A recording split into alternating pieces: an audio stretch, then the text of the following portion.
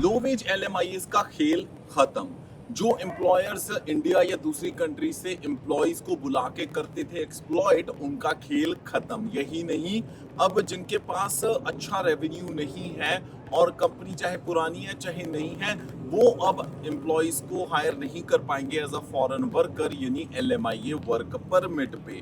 तो अगर आप इस चीज का इंतजार कर रहे थे कि भी हमने कुछ महीनों बाद कनाडा ट्रैवल करना है, फिर अपना जो टूरिस्ट वीजा है उसको वर्क परमिट पे कन्वर्ट करवाना है, तो आपकी इस सोच का भी खेल खत्म। हुआ क्या है नए रूल्स, अगर जानना चाहते हैं तो हमारे साथ देखिए आज की ये video. Check, check, Johnny Hans. जी हाँ दोस्तों, नमस्कार, आदाब, सत श्री अकाल। मैं हूं जॉनी हंस और लेके हाजिर हूं आज की ये खास वीडियो। इस वीडियो में हम बात करने वाले हैं कि जो लो वेज की एलएमआईएस हैं उनकी ऊपर जो रूल्स नए लागू होने जा रहे हैं। 26 सितंबर से ये रूल्स लागू होने जा रहे हैं।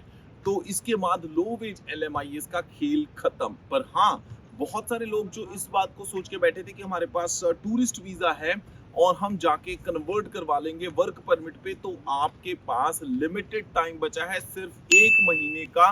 क्योंकि उसके बाद एलएमआईएस, जो लो वेज एलएमआईएस है, वो तो अप्रूव होंगी नहीं। तो आपका जो सपना है टूरिस्ट वीजे से वर्क परमिट का, वो शायद पूरा ना हो पाए। पर असली चीज क्या है, आज ही 26 ऑफ अगस्त को नया अपडेट आया जिसमें प्राइम मिनिस्टर जस्टिन ट्रूडो ने ये बात क्लियर कर दी है कि जो लो वेज एलएमआईएस है वो खत्म होने वाली है।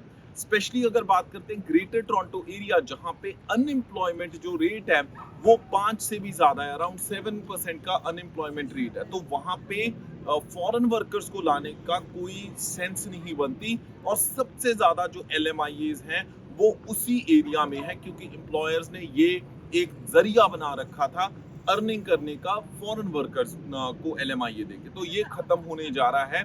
तो इससे अच्छी चीज ये होगी कि जो ऑलरेडी लोग यहाँ पे वर्क परमिट पे हैं, चाहे वो पोस्ट ग्रेजुएट वर्क परमिट पे हैं या किसी और वर्क परमिट पे हैं, तो उनको काम अब ज्यादा मिलेगा। और उन्होंने ये भी कहा है कि जो ऑलरेडी कनाडा में लोग हैं उनको बेहतर ट्रेन किया जाए, उनको अपॉर्चुनिटीज दी जाए, ना कि दूसरी कंट्रीज से लोगों को बुला के उनको फिर काम नहीं मिलता, विच इज ऑल्सो ट्रू।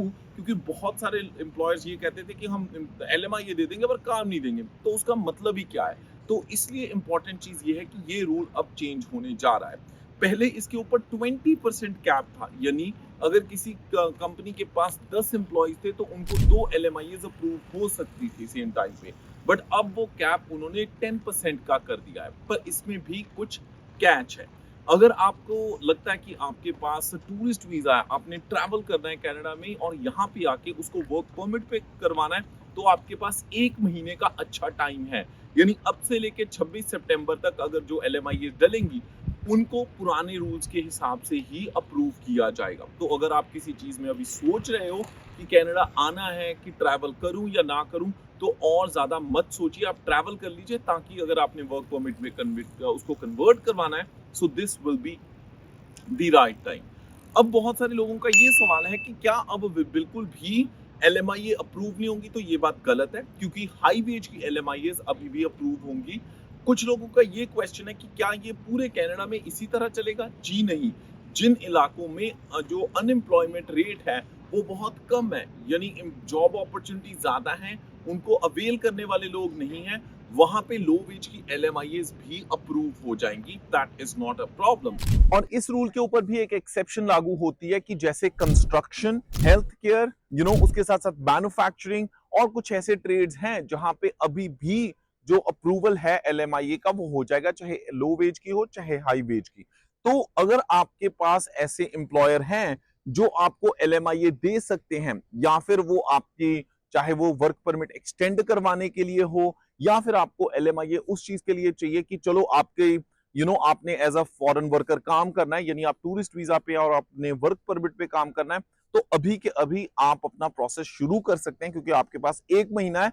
अगर आपके एम्प्लॉयर ने आपकी एलएमआईए की रिक्वेस्ट डाल दी है तो कल नहीं, आज ही आपको एक्शन लेना पड़ेगा। अगर फिर भी कुछ ना समझ में आए कि एलएमआईए का प्रोसेस क्या है, एडवर्टाइजिंग कैसे करनी है, आपको फॉर्म्स कौन से चाहिए, कितनी फीस चाहिए, क्या प्रोसेस होगा, कैसे जो एलएमआईए की रिक्वेस्ट है उसकी प्रोबेबिलिटी हाई हो कि वो अप्रूव होके आए ताकि आपके सपने साकार हो पाए, तो उसके लिए आप हमें कभी भी ईमेल कर सकते हैं बेझिझक। हमारी CICC certified trained and license team आपकी हेल्प करने के लिए तैयार रहेगी। जी हाँ, हमें ईमेल कर सकते हैं apply@studybuddycanada.com, apply@studybuddycanada.com। बात ये होती है कि कोई भी चेंज आता है उसको अपने सही तरीके से लागू करने की जरूरत होती है। आई एम श्योर ये जो रूल्स चेंज हुए हैं ये हेल्प करेंगे उन लोगों को जो ऑलरेडी यहाँ पे काम ढूंढ रहे हैं, पर जिन लोगों ने अपने टूरिस्ट वीजा से वर्क परमिट अप्रूव करवाने हैं उनके लिए भी अच्छा ऑप्शन है। एटलीस्ट आपके पास एक अभी भी है। अगर फिर भी कोई क्वेश्चन क्वेरी हो तो कमेंट सेक्शन में कमेंट छोड़ दीजिए। हमारी कोशिश होगी कि जल्दी से जल्दी उसके ऊपर वीडियो बना के आप तक पहुंचाई जाए। आई होप आज की वीडियो ने आपको एटलीस्ट आइडिया दे दिया होगा कि आपको कब कनाडा मूव करना चाहिए, नहीं करना चाहिए, या फिर आपके क्या हैं गोल्स, हमें वो भी बताइएगा कमेंट्स के थ्रू। इसी के साथ अगर आपको कभी भी student visa, tourist visa, work visa, business visa, PR, family पूरी की PR करवाने के लिए भी हेल्प चाहिए तो हमें बेझिझक ईमेल कर सकते हैं apply@studybuddycanada.com। इसी के साथ मैं जॉनी हंस फिलहाल लेना इजाजत। हंसदे मुस्कुराते रहो जी, रब रखा। Check, Johnny Hans.